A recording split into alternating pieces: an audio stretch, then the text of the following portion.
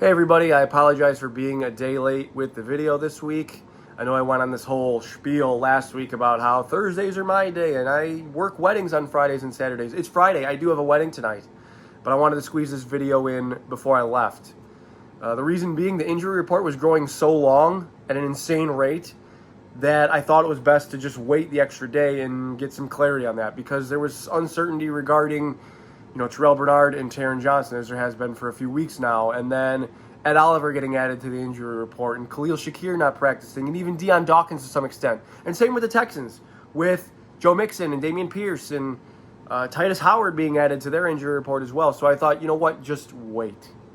But before we get into this weekend's game against the Texans, we unfortunately do have to recap what happened last week on Sunday Night Football against the Baltimore Ravens. And let's just chalk it up to there being so much variance and randomness in football. Like, that's why teams don't go undefeated. Murphy's Law. Whatever can go wrong will go wrong for the Bills on Sunday night. We've been spending a couple weeks now, or maybe you have. I know I have had this discussion with friends of mine. Like, it's amazing how the Bills just plug and play these guys, and it just works. And you sometimes you barely notice that, that they have a 7th-round pick or an undrafted free agent in there, a Balen Spector or Cam Lewis, that are playing, and it's just like, wow, where's the drop-off? Finally happened. It finally showed its face Sunday night against Baltimore. And Baltimore, the way that they run the football, the way that they use tight ends and play action with Lamar and stuff, the Bills have been, they've had some back and forth battles with Baltimore over the years since McDermott's been there. If I had to guess the records, I would say it's like, including playoffs, maybe 2-2 or 3-2, one of the other teams. That's just off the top of my head. I know the Bills beat them in the playoffs. The Bills came back against them in Baltimore a couple years ago. There was, of course, the Peterman game, which I'm not even, okay, that counts, of course, but I'm not going to count that. And then I know the Ravens beat them, obviously, this past Sunday night, and the Ravens beat them in Buffalo a few years ago. I believe it was 2019, and the score was like 24-17 or something to that effect, 24-16 maybe. And I remember that being, a tough game for the Bills. They were down by 2 scores, I think, late. They got within 1 score and then couldn't get the game tire. But anyway, this past Sunday, like I was saying, the personnel matchups just don't favor the way the Bills like to play defense, the nickel defense, I guess, because the Ravens just like to use fullbacks like Patrick Ricard. They use tight ends as Mark Andrews and Isaiah Likely. They're okay using them as blockers. I know I'm going off. I went off last week about how, like, where's Mark Andrews? And fantasy football players are, of course, like, where is Mark Andrews? He only has 1 target last Sunday, and he drops it. And it's just, they don't miss a beat. They don't miss a beat because Derrick Henry is running so successfully. It's cool that Balen Spector has filled in pretty admirably for Terrell Bernard, and Cam Lewis, same for Taron Johnson, and Damar Hamlin to some extent, because I don't think he was necessarily going to be the starting safety coming into the season, but injuries got him into the lineup, and he took all the summer reps and whatnot. Cole Bishop ended up coming into the game after Taylor Rapp sustained a concussion. So I mean, they're just down so many guys.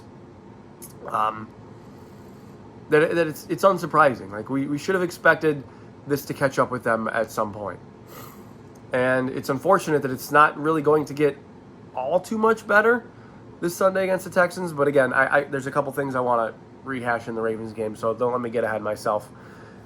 It just looked so easy for Baltimore. I mean, the first play from scrimmage for Baltimore was an 87-yard touchdown run from Henry. And, I don't really get too fazed by that. I know that, like, people like to bring up momentum, and don't get me started. If you've been watching me for years, do not get me started on momentum.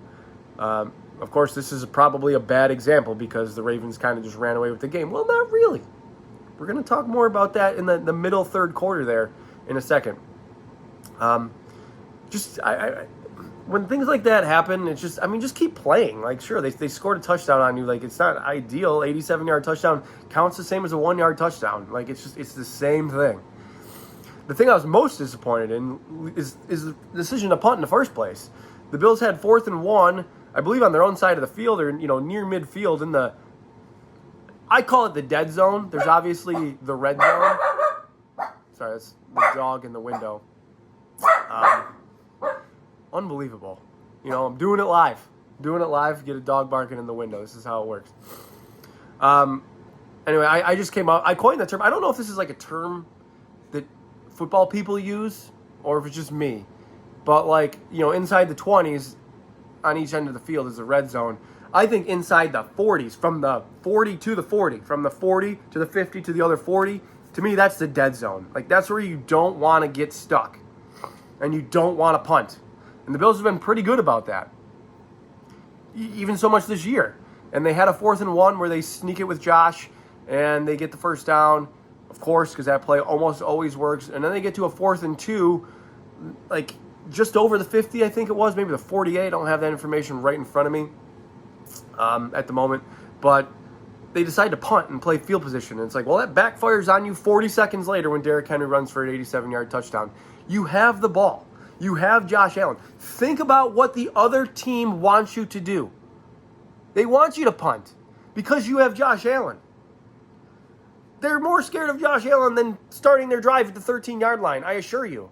They would rather start their drive at their own 13 than let Josh Allen get another play. Think about that. So, I didn't agree with the decision to punt. I get why McDermott likes he likes to trust the defense a little. He trusts Josh, don't get me wrong. But if he can pin you back, he likes to make you work your way up the field. That's the Bills' hallmark on defense. Like, no big plays. Of course, they gave up one. They gave up more than one against Baltimore. They don't really give up a ton of them. But when they're giving them up, that's what happens. You end up losing the game. But they don't give up a ton of big plays, and they make you earn your way up the field. Like, you have to be mistake-free up the field to beat us and just get first down after first down after first down. That's what Arizona did in the first half of the season opener. The Bills gave them nothing really super easy, but Arizona was just like, 5 yards, 6 yards, 3 yards, 4 yards, 6 yards, and they score. They end up scoring. It's okay. You worked for it. We made you work for it, and you did it. Congratulations. You're probably not going to be able to do that at a very high rate, or if that's not a really sustainable way to continue scoring points. And we saw that backfire on Arizona. So that is probably the approach he's taking there with Baltimore. And again, it just backfires in one play. But, I mean, Lamar was good in his own right, too. I mean, just because Derrick Henry ended up with 199 rushing yards, Lamar was still pretty awesome. And I say awesome because he was just efficient, really. I guess he was more just efficient. Like, there was nothing difficult for him. He got sacked once. He fumbled once. Nice play by the Bills there to flip field position, of course. But, I mean, all the throws were easy. I mean, he completed 13 passes. Josh Johnson ended up having a completion as well. So the Ravens completed 14 passes. You know how many were to receivers and tight ends? 5. And they were for, like, ridiculous amounts of yardage. It was like 2 was a short one to Aguilar. 2, 10, 10, 23, 26. Just easy yardage to wide receivers. And they weren't even really, like I said, using them. They had 9 completions to Justice Hill and Derrick Henry. That might be where the loss of Matt Milano is catching up to them. Dorian Williams has, again, filled in admirably. He got smoked on a double move by Justice Hill. By Justice Hill. He's not a wide receiver. He's just, like, making a move out of the backfield. He thinks he's going to cut in or something. See ya. Touchdown. Just, again, like, in the same breath that I said 87-yard touchdowns count for the same as 1-yard touchdowns, 25-point losses count the same as 1-point losses. Okay, it's just one. It's just one game. This sounds so cliche, but just don't let one loss turn into 2.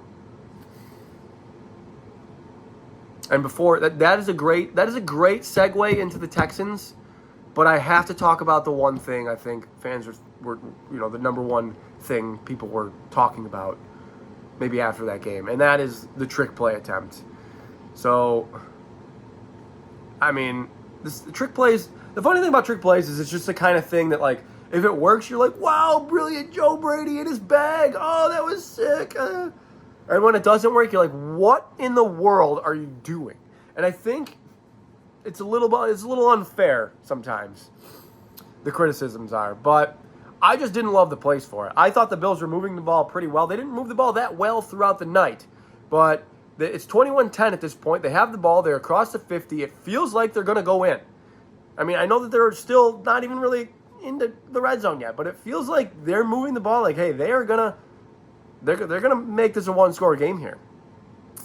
And then suddenly Curtis Samuel is lined up at quarterback, and you can see Josh on the top of the screen, like on the left side of the formation, and it's just like, they're going to get this ball to Josh. Like, that's what I thought right away. I'm like, whoa.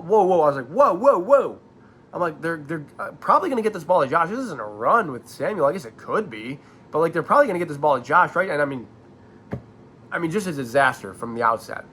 As soon as he snapped it, you're like, what's happening? Oh, my God. Oh, my God.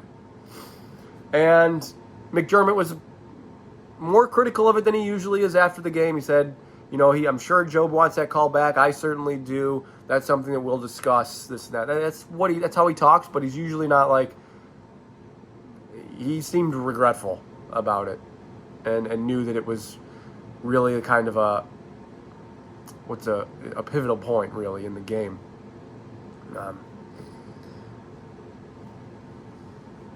Let's talk about the Texans. All right, I'm done. I've said what I wanted to say. Like, I thought the Bills could have maybe used a trick play in the first half when they just were like, they seemed dead on offense, and like there just wasn't a lot happening. They're dropping passes, they're punting when they shouldn't be punting. Like, maybe just throw a trick play in there to just try to ignite something, light a spark or something. It just didn't seem like the place for it. It felt like you were, after all had not gone your way and you're down 21-10, like it just seemed like, hey, maybe you got a shot here. Just let's run some offense. Like, don't do that. Don't do that. Anyway, this week brings up the Texans, and I have talked enough about Stephon Diggs on this channel. You know that I certainly don't dislike the guy. I look back on him very fondly. And even though the exit wasn't pretty, I have nothing bad to say about the guy. Go back and watch previous videos. If you want to hear my opinion on this, look at the week 1 preview video. That's in there. Like, I'm done talking about it. It's not a revenge game for Stephon Diggs. If anything, it's more of a revenge game for the Bills, given the way that ended. But, like, I don't look at it as a revenge game, period. Okay? It's just a guy that used to play for the Bills playing against them. Like, everyone just, the revenge game thing is just so overblown. Maybe it's a Tim Settle revenge game. Because he is tied for the team lead in sacks with Houston. It's Tim Settle revenge game. I mean, it sounds so silly, but even for Diggs, good for him. Let's move on. I guess, should we start with the injury report? Should we start with the Von Miller suspension? Well, I didn't even bring that up. Unbelievable. Like, that is just... The inconsistencies with suspensions is what should drive you nuts. That is what drives me nuts personally. It doesn't bother me that he was suspended. I understand. I understand, like, the personal conduct policy and not committing domestic violence. Super easy thing to do. The easiest thing I've ever done in my life is not commit domestic violence. And even though the charges were dropped, there's a standard you have to uphold to as an NFL player. So you want to suspend him for that? That's fine. But, like, now we're reading about how, like, Rashee Rice might try to speed up his process because he can't play so that he serves a suspension while injured. Tom Brady was suspended 4 games for deflating footballs. Terrell Pryor years ago was suspended 3 games for trading a jersey for a tattoo. That's the same as domestic violence and, like, gambling is what was gambling? Like, there's inconsistencies with the application of suspensions. That is my issue with it. It sucks that they might be down him. They might be. They're down. They might be down more starters. They're down Von Miller. They're down Ed Oliver this weekend. We don't really know on Terrell Bernard and Taron Johnson. I'm leaning yes on Terrell Bernard and leaning no on Taron Johnson, just because Taron Johnson's been wearing, like, the red non-contact jersey. And if you've seen things of him, or, like, images, or not images, but, like, videos of him celebrating with guys or talking to guys on the sideline, he holds his right arm kind of, like, away from people. And it's, like, because he has that, like, small fracture in there, or it's not like a full break, but, like, a small fracture in there, and he doesn't want to make it worse, of course. Why would he want to? and they might just want to wait that out a little bit longer. Bernard does feel a little bit closer, and that's encouraging, of course. But the fact that you are still down Milano, you might be down Taron Johnson. We're still unsure on Bernard. Like you're down like in Von Miller and who only played 9 snaps against Baltimore because they use him as a pass rusher and they prefer Russo and Epinesa against the run. Like I don't know, just play Von Miller maybe. But whatever. They're down 5 starters on defense. Maybe 5 starters. Maybe 3. Maybe 5. I forgot about Rapp. Maybe 6. They might be down Miller, Oliver, Bernard, Milano, Taron Johnson, and Rapp. Unbelievable. How does this happen? The Bills were pretty good with injuries from 2017 really until probably through 2020, 2021 even. You know, I feel like they were pretty good with injuries, and then it has hit them twofold over the past couple of seasons. And it's really frustrating because it's obviously there's a lot of randomness in that, and it's unfortunate. Anyway, the Texans. Sorry, I keep getting distracted. The Texans have been, they were a preseason darling. A preseason wow, this team is going for it. They should be talked about as Super Bowl contenders. I get that. Stroud had an amazing rookie campaign. Nico Collins blossomed into a number 1 wide receiver and probably a top 5 wide receiver. It probably might even be insulting to him saying probably a top 5 receiver. The guy is first in the league in receiving yards and is just outstanding. An outstanding player. They add Diggs. They have Tank Dell there. They've really only had 1 good game out of 4. They haven't really, I know he missed last week. They haven't really unlocked him yet. They haven't really used him. They even have Dalton Schultz at tight end, who's a fine player. But they don't really use him at all. Joe Mixon had a great week 1, but he got hurt on a hip drop tackle in week 2 and really hasn't played since. And doesn't look like he's going to get back for Sunday. So they're going to be down to, Cam Akers and Dario Ogunbowale again. And I think, if I were them, I would probably just play Ogunbowale because he is a bit more versatile. Akers is washed. And that's not really his fault necessarily. I think he's had some significant injuries, and those are difficult to bounce back from, especially as a running back. But I would rather just try Ogunbowale than just keep forcing Cam Akers to football. At this point, that's just me if I were the Texans. They've played close games. The games they've won have been close. They had a tight one against Indy in week 1, 29-27. They let the Bears hang around week 2 on Sunday Night Football and won 19-13. They just won last week against Jacksonville 24-20. That was very close. And in the middle there in week 3, they got absolutely just walloped by Minnesota. Game that was, not even really ever close. So they've kind of been a tough team to figure. I don't think they've looked as polished and as dominant as, people thought that they might have. But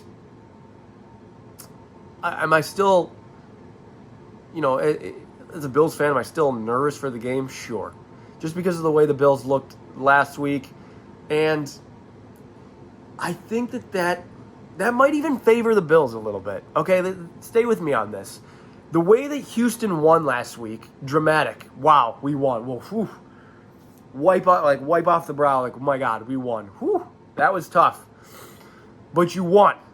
So sometimes people don't think that I need to. I think I talked about this last week, maybe with the Ravens.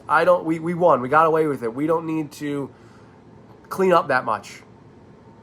And it backfired obviously against the Ravens. Okay, but I'm just making the point again. We won. We don't need to. We just don't need to clean up that much. We won. And the Bills know that they need to clean up a ton because they got killed. So I think that sort of slightly favors the Bills a little bit. But I think the way that just the injuries the Bills are dealing with is just so frustrating. Shakir is out on offense. So, it's now or never for Curtis Samuel. It's time for you to take over the slot role while he's out. line up anywhere but quarterback, right? Line up anywhere but quarterback for Curtis Samuel. Yeah, that's just me sitting there with my thoughts because I know I have to pick this game very shortly. I love what Houston does on defense. I love Derek Stingley. Kamari Lassiter looks like a nice player. They run a lot of nickel as well. They use Eric Murray as the extra defensive back because I love Petrie and who's the other safety? Why am I blanking on that? Did I just say his name? I love Stingley. I love Lassiter. They have Petrie and, oh man, it's going to bother me. Why? I just had his name. Stick with me. Oh, Jimmy Ward. Jimmy Ward, of course. I did not have his name. Spoiler alert. But I like Will Anderson. Love Daniil Hunter. He's been one of the best pass rushers over the past however many years. They're aggressive. They are an aggressive defense at every level. Even the linebackers, even though I think that's where they're a little bit weakest with To'oto, Henry To'oto, am I saying that right? And Azeez Al-Shaair. They can play aggressive because of the talent that's in front of them and the talent that's behind them. Really, Sam Darnold and Aaron Jones have really been the only players that have significant success against the Houston defense so far this year. And that's weird to say because, Trevor Lawrence really hasn't had much success against anybody, though, let's be honest. Trevor Lawrence hasn't. Anthony Richardson hit a couple deep passes on them. They've only allowed Anthony Richardson is the only guy to go over 200 yards passing on them, or 212. Having said that, Josh is the best quarterback they've played. They played Anthony Richardson, they played Caleb Williams, they played Sam Darnold, and they played Trevor Lawrence. Josh Allen is a different animal, different beast. So, and the games have been close. I made the same point. I made the same point last week against Baltimore. Baltimore has played close games. The wins that Houston has had have been close. I just talked about how the advantages. You can see me. This is an internal battle. I can't figure out what I want to pick here. My heart says Bills. The way I talked about the advantage of Jacksonville, or of Houston just skating by Jacksonville and the Bills getting throttled. But the injuries. Shakir could be a huge loss for them. I mean, that's the safety valve for Josh. I'm picking Houston. I'm just doing it. I'm ending this video. I'm picking Houston close. 23-21. Houston over Bills. Ugh. Adversity is going to hit the Bills hard and early in the season. Plenty of time to bounce back. Guys, thank you for coming this far in the video, as always. Hit me up on Twitter. My Twitter handle and YouTube username are the same. Enjoy your weekend, and as always, above all else, go Bills.